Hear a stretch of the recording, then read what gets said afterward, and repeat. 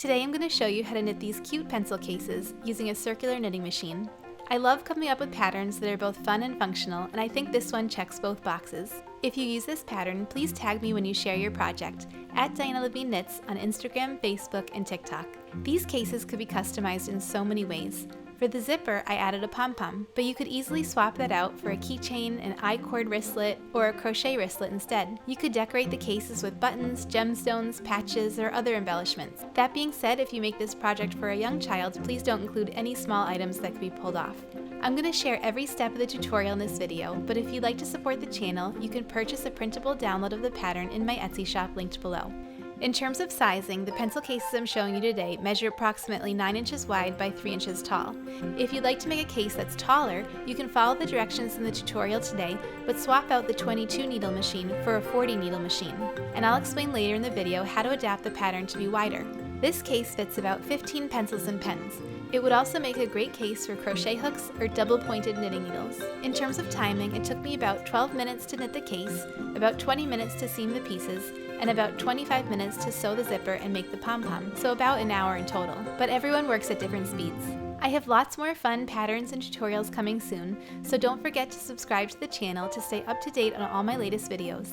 And if you'd like to check out any of my knitting machine templates, books, and patterns, visit DianaLevineKnits.com. Thank you so much to my viewers who have ordered my products and patterns. It's a huge help in allowing me to continue spending the time developing these patterns and filming and editing the tutorials to share with you. All the supplies I'm using today are linked in the description below.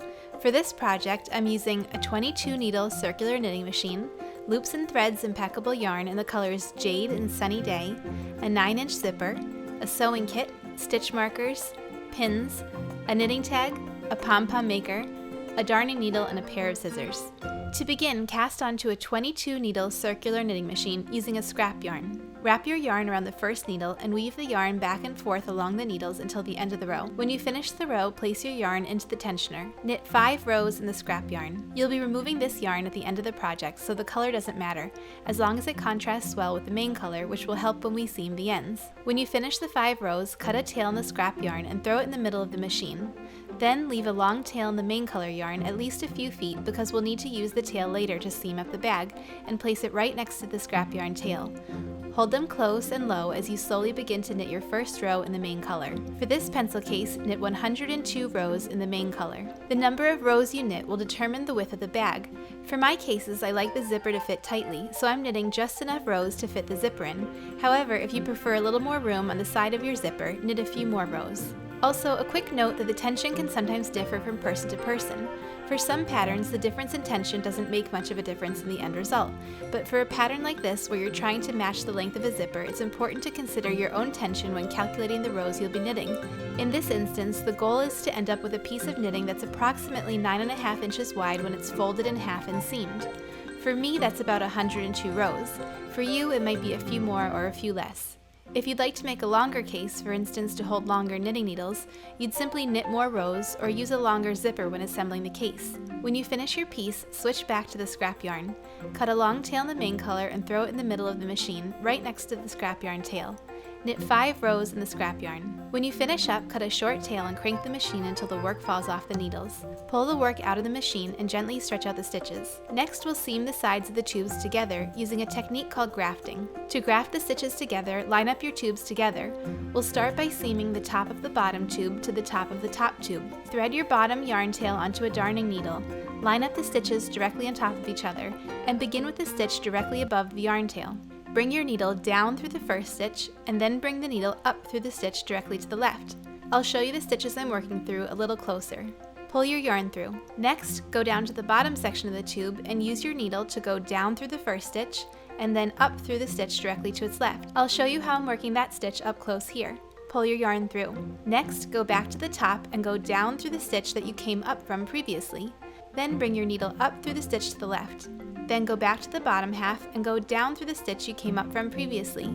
Then go up through the stitch directly to the left. Continue in this pattern, alternating between the top and bottom stitches until the end of the row. As you're working, make sure to pull the yarn through firmly but not too tight. If you pull the yarn too tightly, the stitches will end up looking too small. As you continue, you'll start to see the stitches taking shape, and you can check to see how your tension is looking as you work.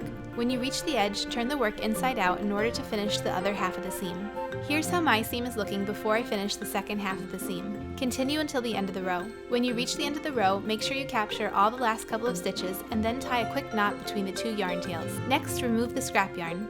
Unlike when you seam one side at a time, you'll need to unwind around and around the work as you remove the yarn. One side will likely pull off easily. For the side that's a bit more challenging, identify the length of yarn running through the top layer of stitches and begin to pull that length out a few stitches at a time, and once you remove that one length, the rest of the scrap yarn will pull off much more easily. Once you've removed your scrap yarn, tie the two yarn tails together with a few knots to secure the ends. Don't trim them or weave them in yet, just tuck them away in the inside for now. The sides of our bag are now seamed. You'll see that by grafting the stitches together, it creates its own separate line of knit stitches, which brings together the work in a fairly seamless way. Right now I have the seam in the middle of the work, but I'm going to rotate the work so that the seam is now on the edge. The next step is to seam the bottom of the bag. Identify the two lines of V-shaped stitches that sit flat at the bottom edge. Line them up so they aren't twisted, and then use a few stitch markers to pull the work together. We'll be using the mattress stitch to seam the two sides together, and I'll show you the bars here that we'll be going through. Look for the bars on the inside of the V-shaped stitch on the bottom row and in the top row here. We'll be alternating between those two stitches during our seam. Thread your long yarn tail onto a darning needle and begin sewing under one of the bars on the top right side, followed by one of the bars on the bottom right side. Continue until you're on the flat part, and then continue alternating, picking up a bar on the top followed by a bar on the bottom until the end of the row. As you're seaming, the work might end up wanting to twist a bit. Make sure you're keeping an eye on the entire piece and double checking that you're picking up the correct bars.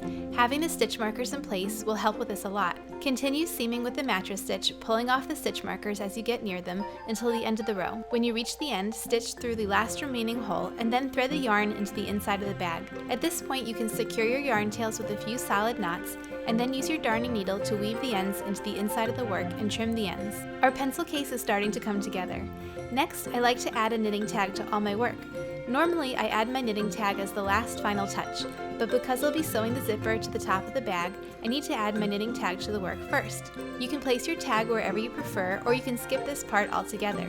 Personally, I like to place it on the right side of the work with the zipper that starts on the left. Now that my knitting tag is attached, it's time to sew the zipper. I'm using a 9-inch zipper and a link below to where I ordered this set. Place your zipper into the top of the bag and get a feel for where you want to sew it into the work. I used a few pins to keep the zipper in place while I'm sewing. If you can, find a thread color that matches the main color of your work, but if it isn't perfectly matched, I wouldn't worry about it too much.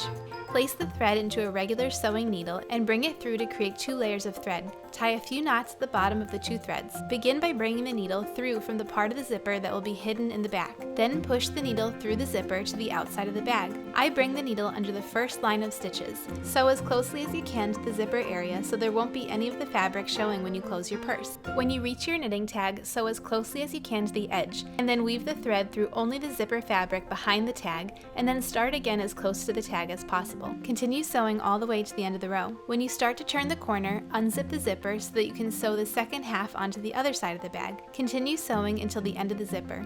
If you want an even more secure seam, sew another round of stitches along the bottom side of the zipper fabric. When you finish up, secure the thread with a knot on the underside of the zipper fabric. Our pencil case is almost complete. The last step is to make a pom-pom. There are lots of ways to make a pom-pom, but for today's project, I'm using a pom-pom maker. Wrap your yarn around one side of the pom-pom maker over and over until it's almost flat at the bottom. Cut the yarn, close it up, open the other side, and repeat the same process. Then cut the yarn, close it up again, and then use a good pair of scissors to cut through all of the yarn. Then cut a length of yarn and pull it through the pom-pom maker. Secure it with a knot, and then pull the sides off gently. Next, pull the 2 halves of the pom-pom maker apart. Use a pair of scissors to trim around the pom-pom to make it nice and even. Next, we'll attach the pom-pom to the zipper. If your darning needle is too big to fit through the zipper hole, use the sharp part of your darning needle to push one of the tails through. Then push the other tail through the other way. Then secure the 2 yarn tails with a few good knots and trim the tail. Our pencil case is complete. If you make this project, please tag me on social media when you share your work, @DianaLevine Knits on Facebook, Instagram, and TikTok. And if you'd like to support the channel so I can continue designing and sharing lots more fun, quick and easy knitting machine patterns, visit my Etsy shop to purchase the digital download of this pattern, and visit DianaLevineKnits.com to check out all my books, templates, and patterns. If you found this video helpful, please give it a like, comment below, and subscribe to the channel to stay up to date when I publish my latest patterns and tutorials.